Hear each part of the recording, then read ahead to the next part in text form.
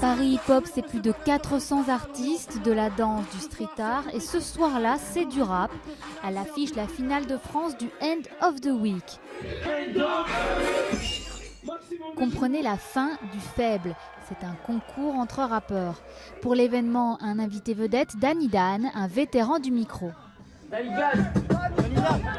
Qu'est-ce qui m'inspire quand je rappe? Je dirais plutôt ce qui m'inspire quand j'écris, c'est vraiment la vie. Et derrière les platines, DJ Curry. On estime que ce succès est dû au côté tellement simple de la chose. C'est-à-dire que le micro est gratuit.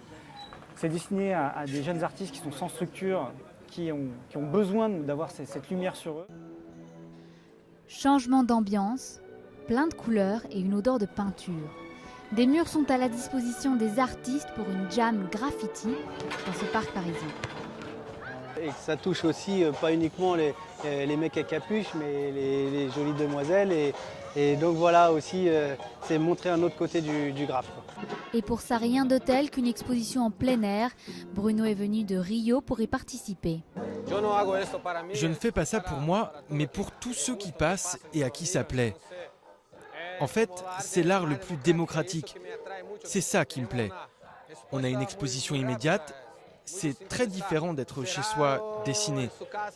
Ici, je suis avec des gens, de la musique et tout le reste. Paris, une ville attractive au cœur du hip-hop, selon le fondateur de ce festival. On a tout le temps dit que Paris est au centre de la création hip-hop mondiale. C'est vrai dans le street art, dans le graffiti, où la danse, les Français sont champions du monde toutes catégories, que ce soit dans le break, dans la danse debout. J'ai beaucoup d'amis qui ont 60 ans maintenant et qui sont devenus hip-hop à 55 ans, 60 ans et qui vont passer leur retraite à aller voir des spectacles et autres, qui trouvent que ça leur donne une pêche incroyable, donc il n'y a pas de limite. Tout comme le mouvement, le festival prend de l'ampleur. Le projet d'un Paris-Marseille Hip Hop 2013 est en discussion.